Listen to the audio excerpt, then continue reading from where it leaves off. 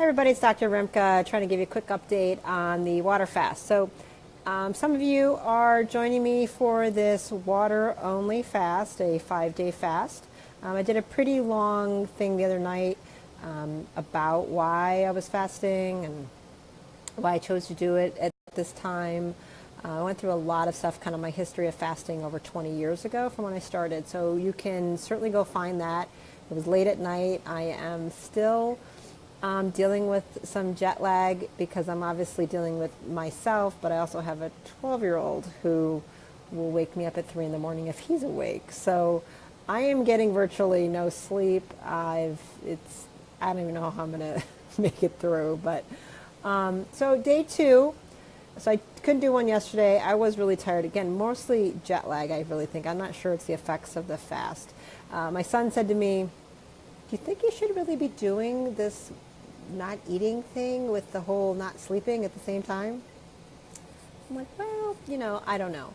But I went ahead and I already have this time scheduled to be off and recovering, so I'm not going into the office until tomorrow. And, I figure if I'm being a little tired, uncomfortable, might as well just be tired and uncomfortable. So day 1, for those who made it, yay. I wasn't hungry at all. I was just more fatigued, but I also didn't sleep. I'm also up all night and getting like 3 hours of sleep and trying to get through my day to try to reset everything. So today is day 2, and a couple things I'll go over. If you're not watching the Dr. Pompa videos that are streaming through, and I know some people are just kind of overwhelmed with all of it, I'm just going to do some quick recaps. So if you've seen those, maybe some of this is redundant.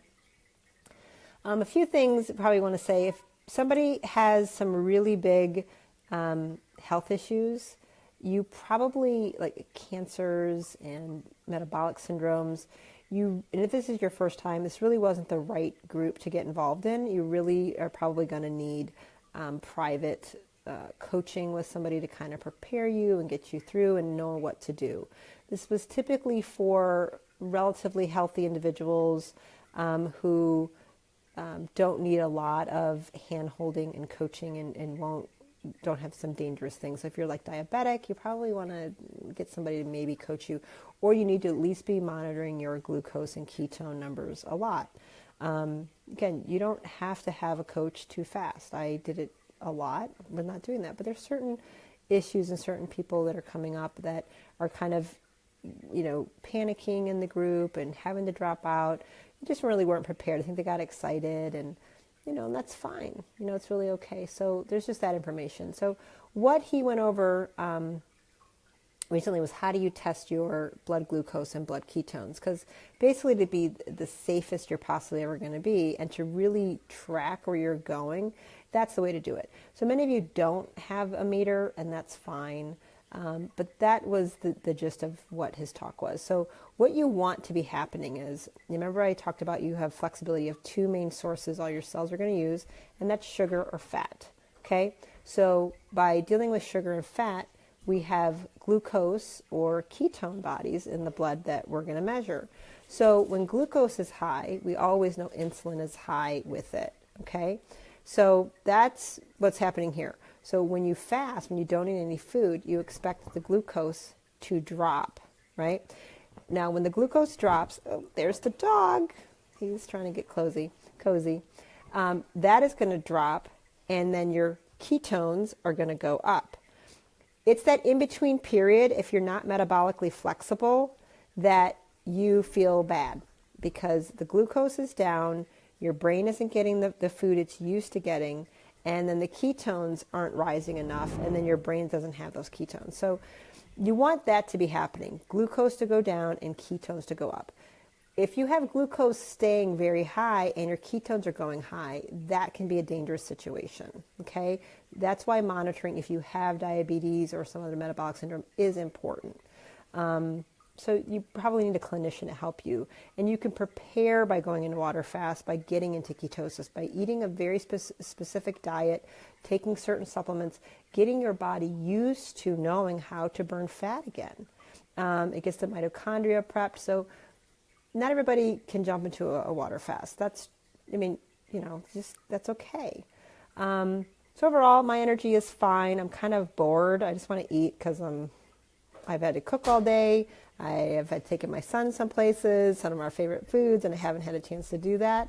So what else can you expect? So a lot of people are really fatigued, though, the first couple days. Very normal.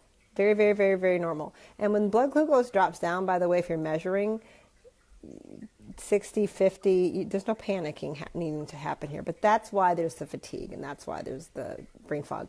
So it's people who are already really paleo and keto and already intermittent fast, there isn't as much of an extreme. So I'm already keto adapted, even though I don't eat keto. My ketones are high, my glucose is low, I'm good.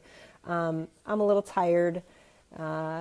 Drinking the hot water with salt is something I never did before. I have to say it's really quite nice, so you might want to add that in. I think that's about it that I'll touch base. I've been mostly, I think, jet lagged more than anything. I'm getting bored with not eating, I have to say. I miss my chai tea.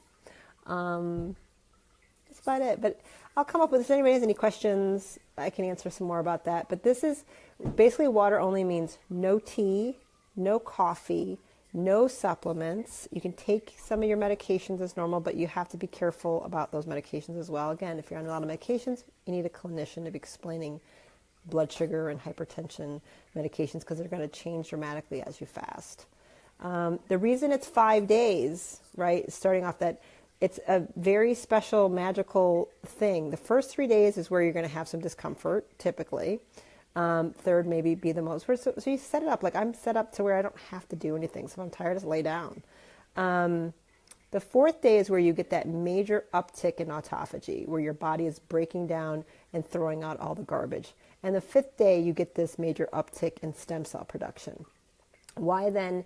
You eat on the sixth day a low-calorie, 500 to 800 calorie, depending on your metabolic rate, soft kind of food like avocado and fermented vegetables, is to feed the stem cells and let them go in, and then they really go crazy. Again, many people will do longer than 5 days. There's reasons you would go 10, 20, 30 days, but you might need a clinician to help you with that. So for most people, that 5 days is the reason. You're not getting all the benefits at 2 days.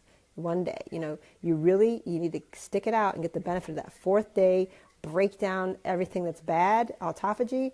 Fifth day, major stem cell production to repair and make everything new. Sixth day, you slightly feed. Seventh day, you feed a little bit more. By the eighth or ninth day is when you start introducing some meats. Those first few days, it's very soft foods, some fermented things, maybe some really good raw yogurt if you do dairy. I don't, but so just give you an idea, that's what's going on. So keep watching his videos. I'll kind of recap things, keep you posted, and I will be back in the office slightly tomorrow, not very much. I am still recovering and just kind of catching up on back-end stuff in the office with everybody there. So talk to you guys later. Keep it up. And if you needed to drop out, it's okay. But just know, headaches and nausea and fatigue are normal. That is no reason to quit. There's nothing dangerous about any of that. People even throw up. It's just the body healing itself. It's not dangerous at all. See ya.